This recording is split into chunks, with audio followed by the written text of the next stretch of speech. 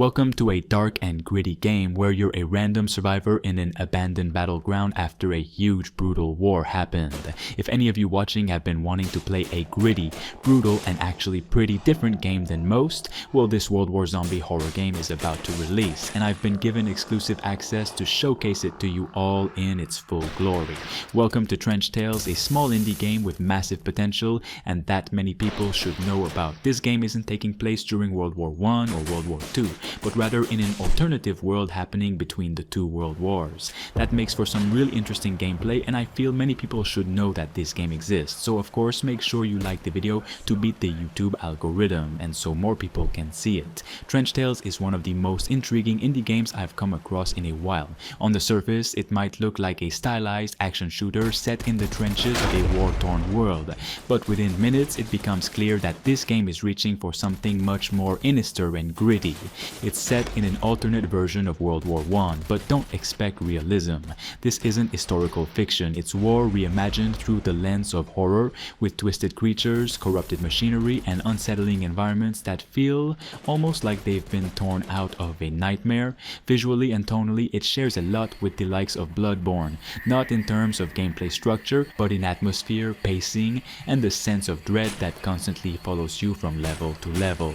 There's a kind of decayed beauty to the environments. The trenches aren't just muddy backdrops. They're winding, claustrophobic spaces packed with small details that hint at a larger broken world. You'll see remnants of normalcy, abandoned letters, shattered gear, broken lanterns still flickering in the dark. It creates this uneasy feeling that something went horribly wrong long before you arrived and you're just walking through the aftermath. Truck Vector! Skåd Vac! Walton in Scoven!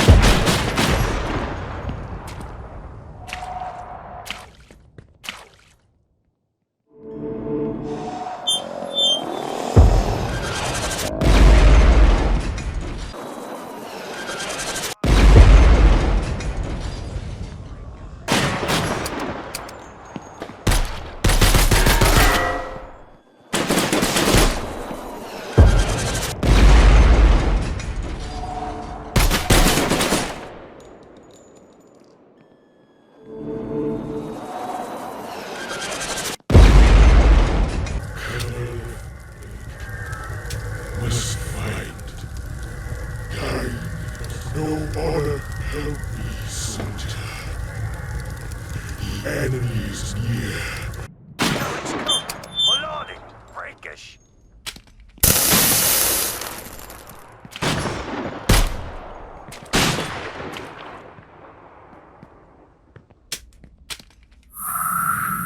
Melodic!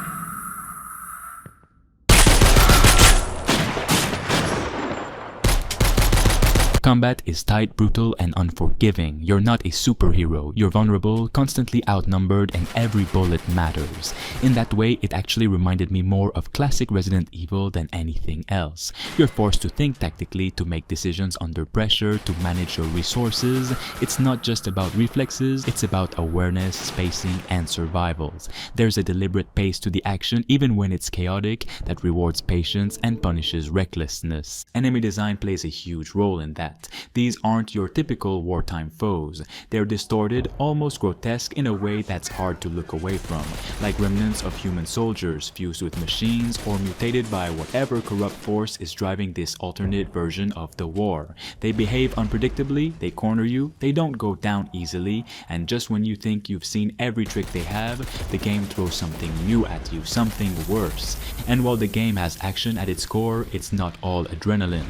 There are quieter moments, eerie silences between battles, dimly lit tunnels, abandoned bunkers where the only sound is your footsteps. That's where the game breathes, and that's also where it earns its tension. Much like Resident Evil, Trench Tales builds its horror through pacing, not just jump scares or cheap tricks. It makes you feel unsafe even when nothing's happening. That's not easy to pull off, and it's one of the reasons the experience feels so immersive.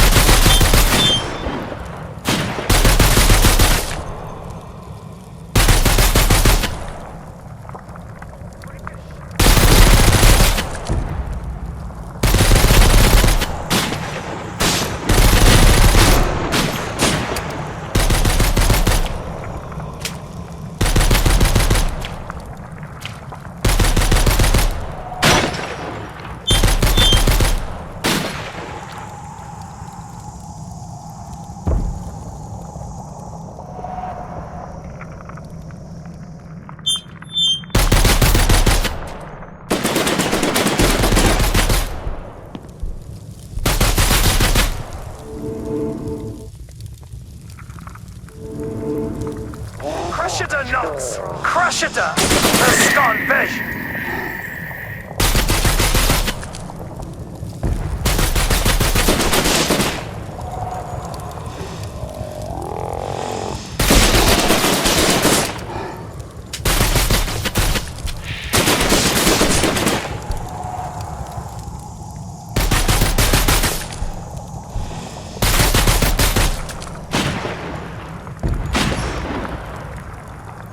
Another strength is how well it commits to its visual identity. The graphics and art style is gritty but not messy. There's a lot of attention to line work, texture, and lighting that gives every scene this worn, haunted quality. Characters and enemies move with real weight. Animations are purposeful, explosions aren't flashy. They're sudden, loud, disorienting. The whole aesthetic feels unified. It's not trying to be pretty at all. The music and sound itself design reinforce that vibe. You've got distant booms from unseen artillery, the clink of empty shells hitting the ground. The soundtrack doesn't overwhelm the action, it lurks underneath it, adding tension without ever pulling focus. That restraint is part of what makes the whole experience feel so tight and intentional. It doesn't hold your hand, and it definitely doesn't aim to be a crowd pleaser.